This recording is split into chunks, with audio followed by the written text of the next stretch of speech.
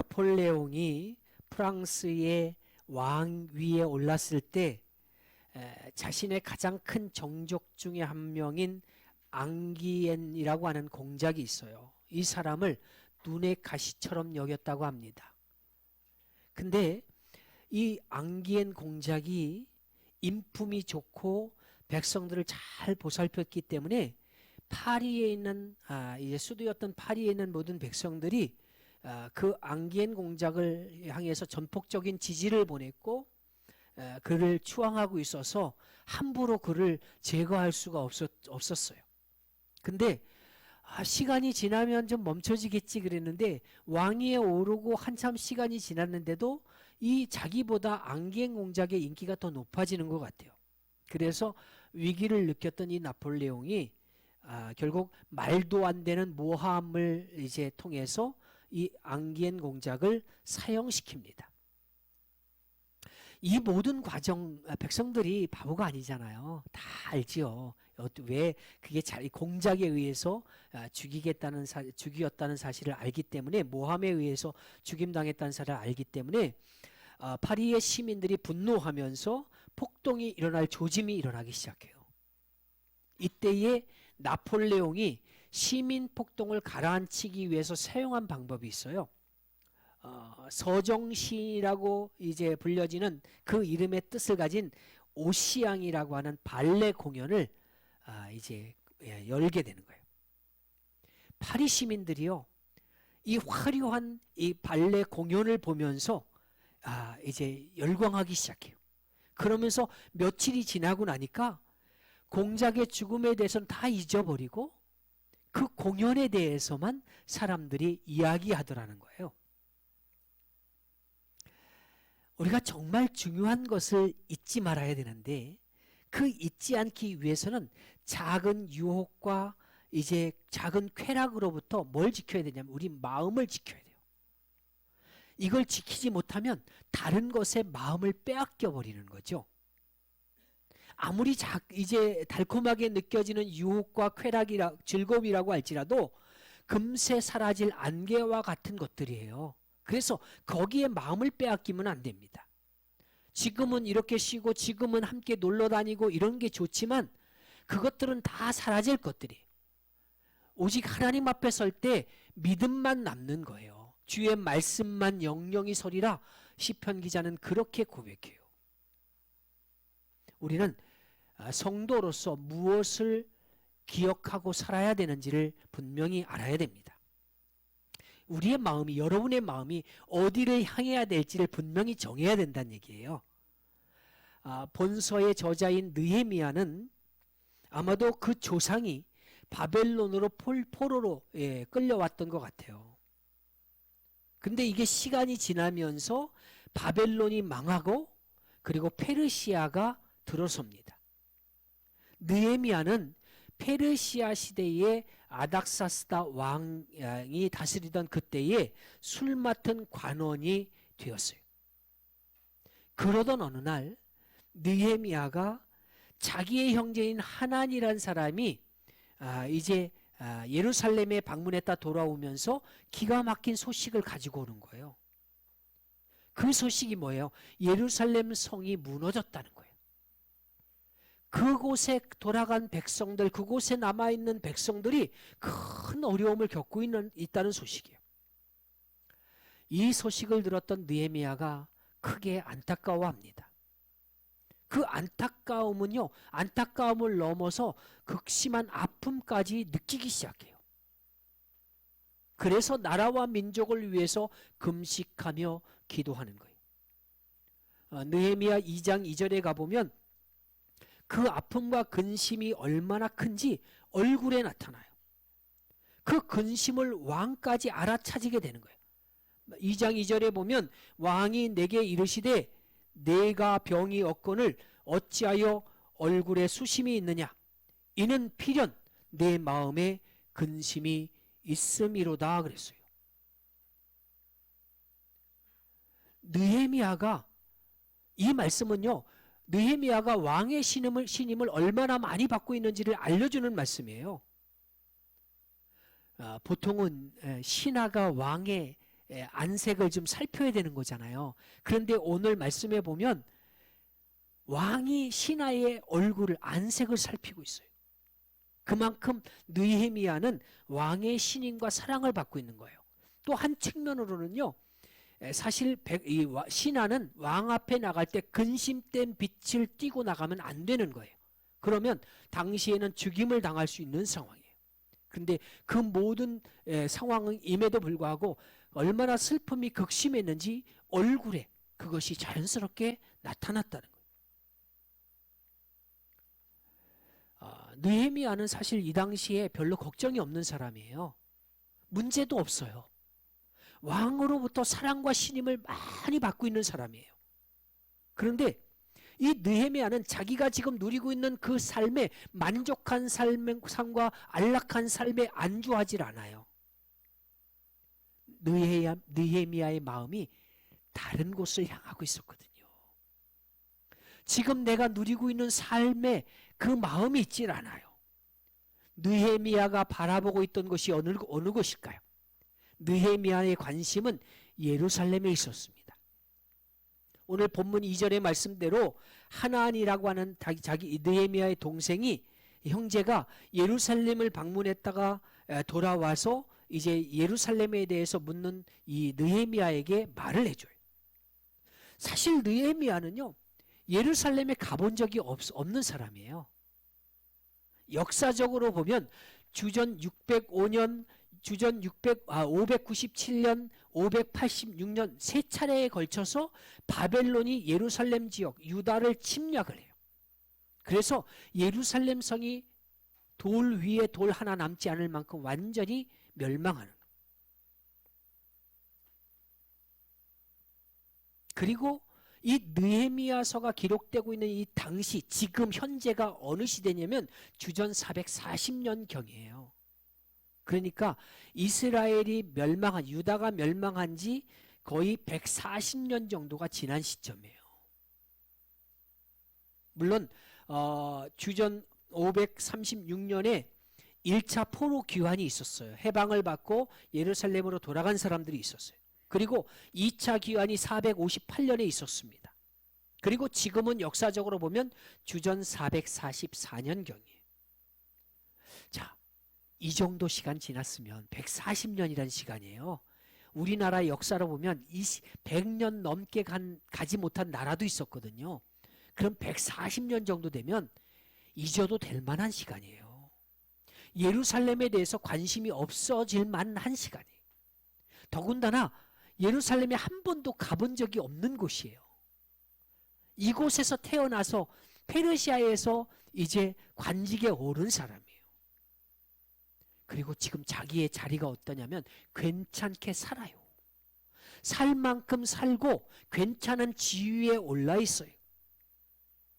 자신이 본 적도 없는 예루살렘 무슨 상관이겠어요.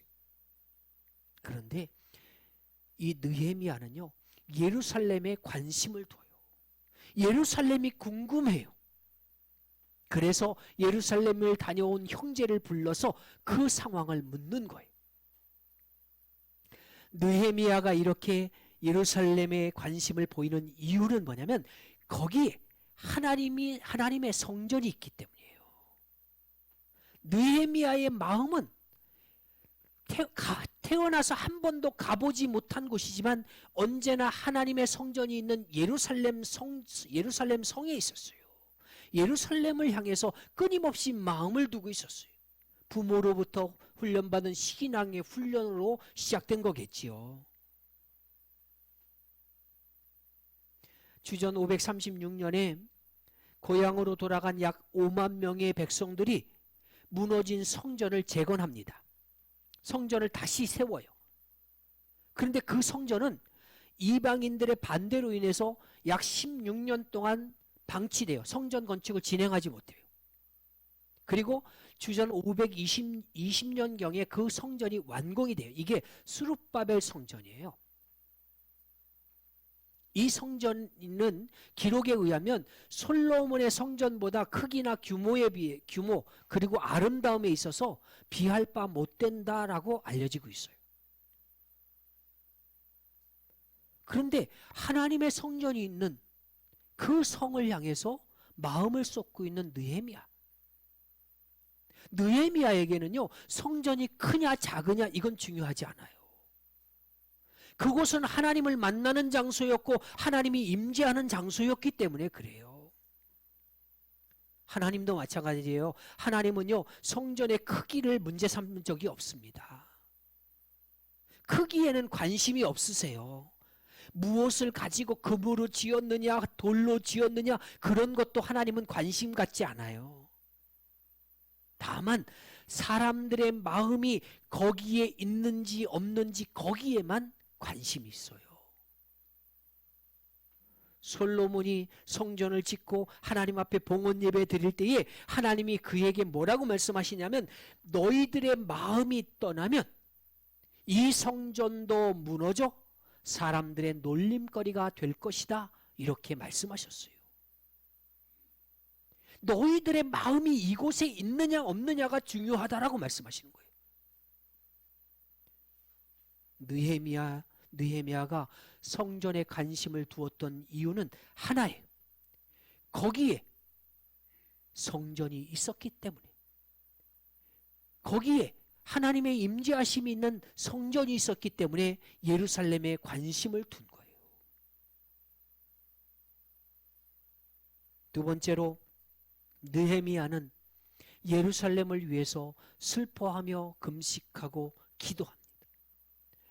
우리가 본문을 3절까지 읽었습니다마는 4절 이후의 말씀을 보면 예루살렘 성이 무너졌다는 소식을 듣고 예레미야가 슬퍼하고 금식을 시작했다 그랬어요. 이 모습 지금까지 말씀을 드렸지만 이해가 잘 안 되는 부분이에요. 이미 성이 무너진 지 100년이 넘었어요. 더군다나 지금 느헤미야가 있는 궁은 어디냐면 수산궁이라고 하는 곳인데 이 수산궁으로부터 예루살렘까지는 약 1400km 정도 떨어져 있어요.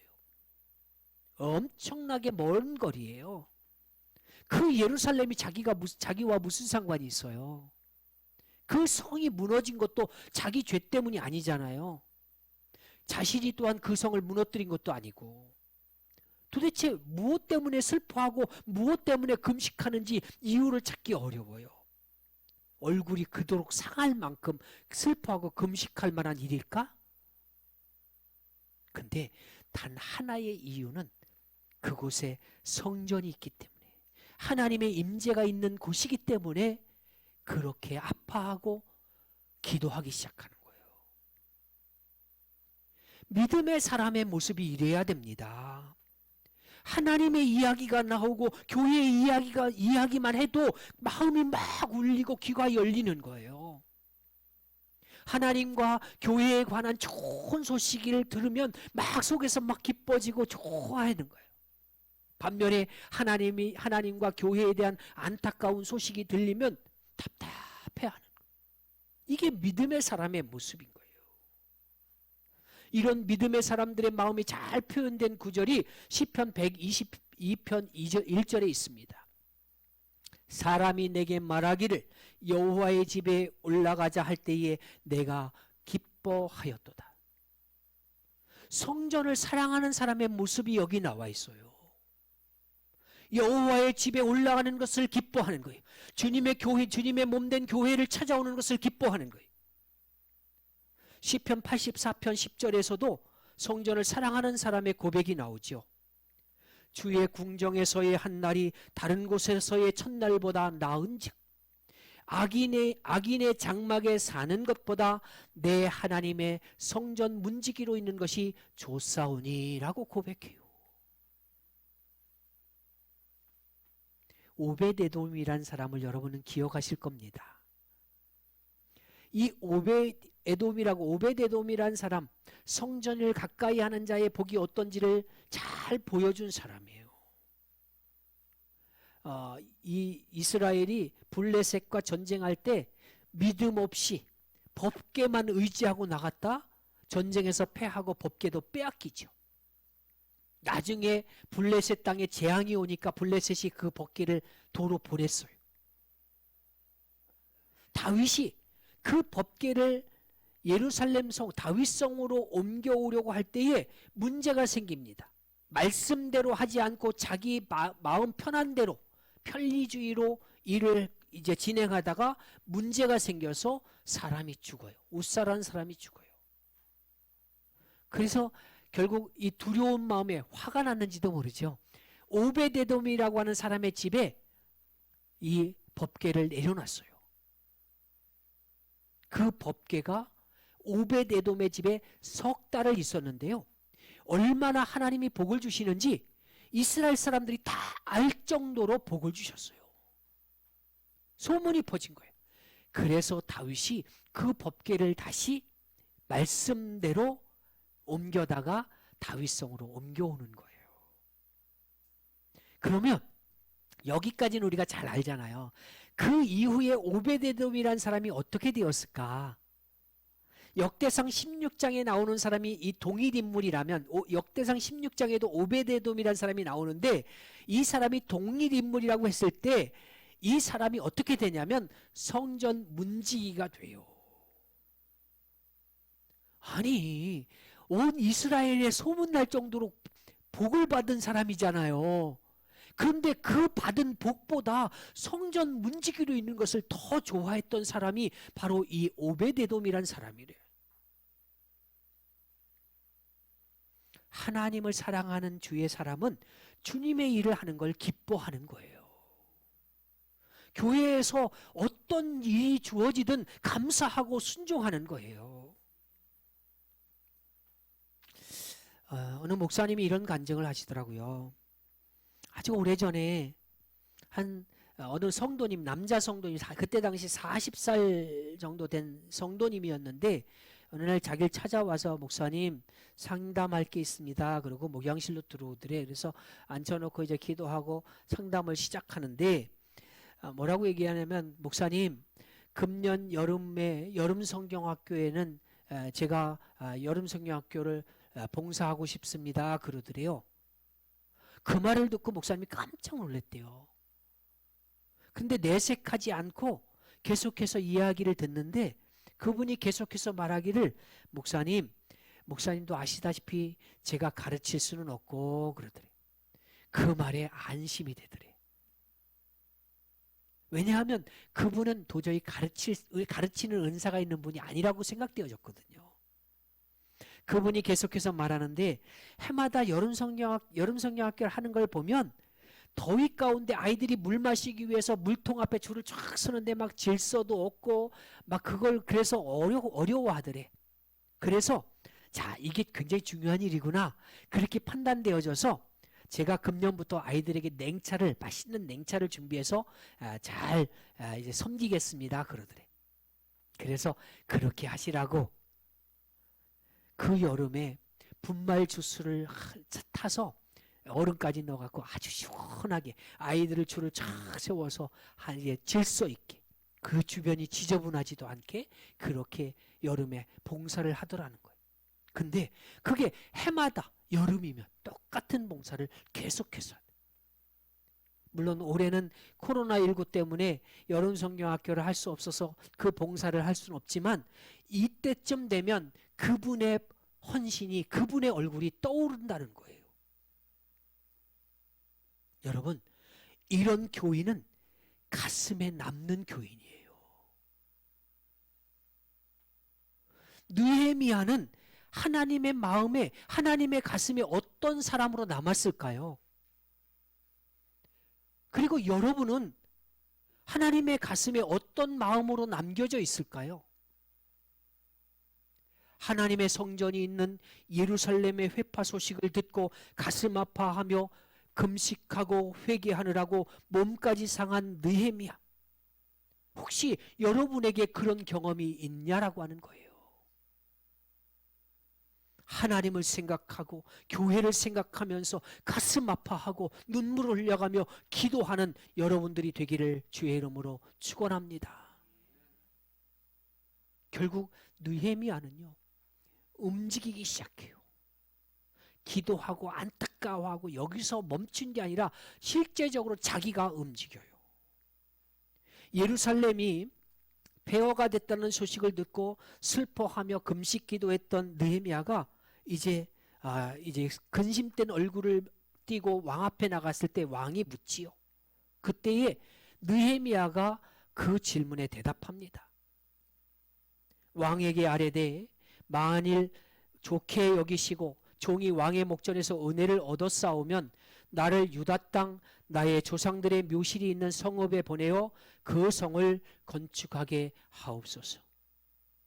무슨 얘기냐면 자신을 예루살렘에 보내주셔서 예루살렘 성을 다시 쌓을 수 있도록 해달라는 거예요. 근데 이 느헤미야가 이 말을 왕 앞에 할 때까지 얼마의 시간이 걸렸냐면 본문 이 느헤미야 1장 1절에서 예루살렘 성의 회파 소식을 들을 때가 기슬월이라고 그랬어요. 기슬월은요 이제 바벨론식의 달인데 우리식으로 말하면 지금의 양력으로 따지면 11월 달에서 12월경이에요. 그런데 2장에 넘어가서 왕과 이야기를 할 때는 언제냐면 니산월이라고 얘기해요. 니산월은 지금의 양력으로 4월, 3월에서 4월 정도 되는 날이에요. 페르시아는 바사 제국, 성경에는 바사라고 나와요. 페르시아에는 3개의 수도가 있다고 알려졌는데 왕이 계절을 따라서 수도를 옮겨가면서 시무를 했다는 거예요. 이 니산월은 아름다운 성으로 알려져 있고요. 니산궁은 수산궁은 아름다운 성으로 알려져 있는데 니산월이 되면 봄이 되면 이 왕이 이 수산궁에 와서 업무를 시작하는 거예요. 그러니까 겨울에 11월에서 12월 사이에 그 소식을 듣고 슬퍼하며 금식기도 하는데 3월 봄이 돼서야 왕을 만나요. 그게 왕을 만나기까지 그는 간절한 마음을 안고 기도하는 거예요. 잠깐의 감정으로 되는 게 아니에요. 정말 진심으로 성전을 사랑한 거예요. 예수님도 그렇게 성전을 사랑하셨어요. 요한복음 2장에 보면 예수님께서 6월절이 다가오시자 예루살렘 성전으로 올라가셔서 성전에 들어가셨는데 성전 안에는 소, 양, 비둘기 파는 장사꾼들의 소리가 가득했어요. 돈 바꾸는 자들의 소리가 막 시끄러울 정도로. 이걸 보신 예수님께서 노끈으로 채찍을 만들어서 모든 동물들을 내어 쫓고 돈을 다 쏟아버리시고 돈을 바꾸는 자들의 상을 둘러엎으시며 비둘기 파는 사람들에게 말씀하십니다. 이것들을 당장 치우고 앞으로는 내 아버지의 집을 장사하는 집으로 만들지 말라. 이때의 예수님은요, 그 어느 때보다 과격한 모습이었어요. 왜 이렇게 주님이 과격해지셨느냐면 주님의 마음이 하나님을 사랑하고 성전을 사랑하는 마음으로 가득했거든요. 찬양 소리, 기도의 소리가 가득해야 될 그 성전이 장사꾼의 호객 소리로 가득 찬 것을 감당할 수 없었거든요. 화가 났거든요. 결국 이 모습을 봤던 제자들이 요한복음 2장 17절에 보면 뭐라고 예수님에 대해서 표현하냐면 주의 전을 사모하는 열심이 나를 삼키리라 이렇게 말씀하신 것이 기억났다는 거예요. 자신을 불사를 만큼 하나님의 집을 아끼는 열정이 가득했다는 거예요. 예수님에게도. 느헤미야도 마찬가지예요. 예루살렘을 향한 사랑, 성전을 향한 사랑이 그의 삶 전체를 끌고 가고 있어요. 예루살렘을 위해서 안정된 자리, 평안한 자리 그거 다 던집니다. 그리고 1400km나 떨어진 예루살렘을 향해서 가는 거예요. 예루살렘 사랑, 성전 사랑 그것이 곧 하나님 사랑이에요. 어떤 분이 예루살렘 사랑이 성전 사랑이 어떻게 하나님 사랑입니까? 그렇게 말하실지 모르겠는데 그렇다면 눈에 보이는 교회도 사랑하지 못하면서 눈에 보이는 교우들도 사랑하지 못하면서 눈에 보이는 목회자도 존중하지 못하면서 하나님을 사랑한다는 그 믿음이 그 사랑이 과연 진짜일까요? 요한일서 4장 20절은 이렇게 말씀합니다. 누구든지 하나님을 사랑하노라 하고 그 형제를 미워하면 이는 거짓말하는 자니 보는 바 그 형제를 사랑하지 아니하는 자는 보지 못하는 바 하나님을 사랑할 수 없느니라. 함께 우리 신앙생활하는 믿음의 형제를 사랑하지 못하는 사람이 어찌 하나님을, 보이지 않는 하나님을 사랑한다 말하느냐는 거예요. 눈에 보이는 교회도 사랑하지 못하면서 하나님을 사랑한다라고 말할 수 있냐는 거예요. 그건 다 거짓이라는 거예요. 김동신이라고 하는 분이 쓴 기도하는 섬 소록도라고 하는 책이 있어요. 거기에 보면 이런 내용이 있습니다. 소록도에서 이어지는 촬영으로 지쳐갈 수 있을 때였다. 시야의 신성교회가 눈에 들어와 잠시 쉬고 싶은 마음에 그곳에 들어갔다. 교회 안에는 희미하게 교회 안에서 찬송 소리가 들려온 거예요. 근데 문을 열어보니까 연세가 지긋하신 할머니가 찬송하면서 청소를 하고 있어요. 갑작스럽게 이방인이, 모르는 사람이 들어오니까 할머니가 좀 당황하셨는데, 할머니 혼자서 이 넓은 곳을 청소하시는 거예요. 그러니까 할머니가 아유, 오늘은 어떻게 그렇게 됐네요. 나 혼자 하게 됐네요. 그러시더래. 아유, 힘드실 텐데 이렇게 열심히 청소하시는 특별한 이유라도 있으세요? 아유, 특별한 이유가 뭐 있을 건 없고 그저 그냥 우리 손으로, 내 손으로 만든 교회니까 그래서 내가 이렇게 청소하고 아끼는 거지. 교회를 직접 지으셨어요? 그럼 우리는 손에서 피가 나고 살점이 떨어져 나가는 것이 눈으로 보여줘도 아픈 걸 모르는 병을 가진 사람들이었잖아. 오히려 그 병이 있는 게 그 당시엔 다행이었지. 그 덕분에 이 교회를 끝까지 이렇게 지을 수 있었던 것 같아. 멀쩡했으면 못했을 거야. 벽돌 한 장 한 장마다 우리들의 피가 다 묻어 있어. 아픔조차 느끼지 못하는 그 병에 걸려서 고통 없이 교회를 지을 수 있어서 다행이라고 말하는 것. 그 할머니의 말에 어떤 대꾸도 할 수 없었다고 이 사람은 말합니다. 그 할머니가 이렇게 말합니다. 남자들은 힘쓰는 일을 했고 여자들은 머리카락을 팔기로 결의했어. 교회 지으려면 돈이 많이 필요했잖아. 근데 그때 나는 몸이 아파서 머리카락이 다 빠져서 팔 머리카락이 없었어.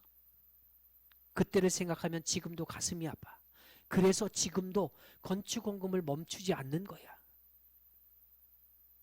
그렇게 말하는 할머니의 눈에는 자부심이 있었고 겸손함이 어려 있었다는 거예요. 소록도에는 이 신성교회를 포함한 7교회가 있었다고 합니다. 지금은 2개가 폐쇄되고 5교회만 남아있는데 하필 7개였다는 사실을 듣는 순간 사도행전과 계시록에 나오는 소아시아의 7교회를 떠올리게 됐다는 거예요. 김동신 씨의 기도하는 섬 소록도에 나오는 이야기입니다. 교회를 생각할 때마다 가슴이 울려지고 성도들을 생각할 때마다 우리 속에서 기쁨이 솟아나고 성도들의 아픈 소식을 들으면 괴롭고 아파하는 그런 성도들이 되어지길 바랍니다. 이게 느헤미야의 마음이고 하나님의 마음이에요. 하나님의 성전이 있는 예루살렘 성이 무너졌다는 소식을 듣고 아파하는 느헤미야, 그 성의 회복을 구하며 금식했던 느헤미야, 그리고 자기가 누리고 있던 모든 것을 내던지고 그 성으로 향하는 느헤미야, 그 느헤미야의 관심과 사랑이 결국 예루살렘 성벽을 52일 만에 완성하는 기적을 일으킵니다. 우리 안에도, 저와 여러분 안에도 이런 느헤미야의 마음이 있어지길 바랍니다. 이 교회 안에도 이런 기적이 나타나기를 주의 이름으로 축원합니다. 아멘.